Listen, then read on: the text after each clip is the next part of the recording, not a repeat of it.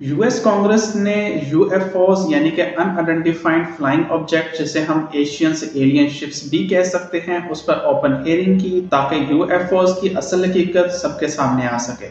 UFOs की different pics and videos आपने social media पर देखी होंगी जो कि नेवी ऑफिशियल्स एंड पायलट्स ने रिकॉर्ड की हैं। जैसा कि ये एक सिलेंड्रिकल ऑब्जेक्ट जो कि एयर में 40,000 फीट हाइट पर उड़ रहा था, इसकी वीडियो एक पायलट ने रिकॉर्ड की अपने मोबाइल से।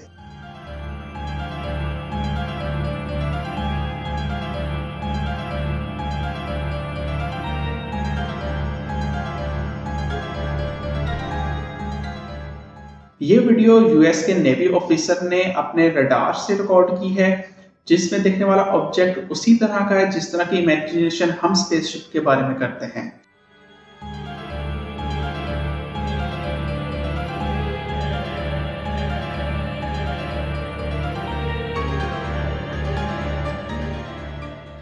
यहाँ मैं आपको बताता चलूँ कि सबसे पहले 11th सेंचुरी में शंखो नामी चाइनीज पॉलीमैथ साइंटिस्ट ने यूएफओस को देखा था। वो आई विटनेस थे इस इवेंट के। उन्होंने एक पर्ल शेप ऑब्जेक्ट देखा जिसका साया 10 माइल्स तक फैला हुआ था और वो ट्रमेंडस स्पीड के साथ टेक ऑफ कर गया। ये वाकया यांगचो नामी इलाके में पेश आया था और इसका जिक्र उन्होंने अपनी एक बुक ड्रीम पोल एसेस में किया था। फिर सेकेंड वर्ल्ड वार के बाद यूएसए में फ्लाइंग सॉसर और फ्लाइंग डिस्क की बहुत ज्यादा रिपोर्ट्स मिलने लगी। फिर रोजवेल इंसिडेंट हुआ और जिसके बाद ये सारी बातें हकीकत लगने लगी। 8 जुलाई 1947 न्यू मैक्सिको के न्यूज़पेपर्स में एक खबर शाया हुई कि रोजवेल रीजन में एक फ्लाइंग सॉसर को कैप्चर कर लिया गया है और आर्मी ऑफिसर्स ने इसके मलबे को अपनी तहवील में ले लिया है। इससे लोगों में ये बात फैल गई कि एलियन शिप को गिराया गया और उसका मलबा आर्मी ने अपने अंडर ले लिया है। लेकिन हकीकत में ये यूएस आर्मी के हिडन प्रोजेक्ट मोगल का साउंड डिटेक्टिंग बैलून था जो कि वाकये के 1 माह पहले एयर में छोड़ा गया था। ये बात यूएस नेवी के लेफ्टिनेंट कर्नल जेस मार्शल ने 1978 में अपने एक इंटरव्यू में बताई। यूएस की आर्मी यूएफओस की बातों को मजाक में लेती थी, लेकिन ये मामला उनके लिए दर्द सर बन गया जब कुछ नेवी ऑफिसर्स और कुछ पायलट्स ने यूएफओस की वीडियो रिकॉर्ड कर ली और ये वीडियो सोशल मीडिया पर भी शेयर कर दी गई। इन सब चीजों की एक्सप्लेनेशन के लिए यूएस कांग्रेस ने ओपन हियरिंग की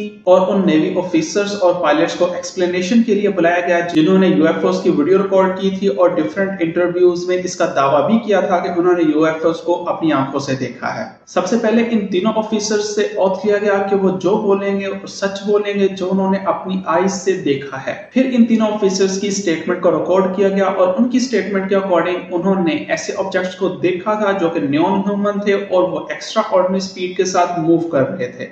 2014 की बात है कि हमें रडार पर एक ऑब्जेक्ट पॉइंट हुआ जो हमसे 10 मील के फासले पर था। जब हमने आसमान की तरफ देखा तो साफ आसमान में हमें ग्रे ब्लैक कलर का ऑब्जेक्ट नजर आया जो कि क्यूब शेप का था। ये वाकया नॉर्थ अटलांटिक ओशन में पेश आया। जब हमने इसकी क्लैरिफिकेशन के लिए हेडक्वार्टर से रब्ता किया तो उन्होंने हमें बताया कि इस एरिया में किसी किस्म का कोई एक्सपेरिमेंट या ट्रेनिंग एरोप्लेन नहीं भेजा गया। हमें हेडक्वार्टर से रिपोर्ट मिली कि 2 हफ्तों से इस एरिया में एक ऑब्जेक्ट कंटिन्यूसली डिटेक्ट किया जा रहा है जो कि 80,000 फीट की बुलंदी पर होता है और वह 20,000 फीट की बुलंदी तक आता है। फिर वो कई घंटों तक इस बुलंदी पर रहता है और दोबारा से 80,000 फीट की बुलंदी पर जाकर गायब हो जाता है।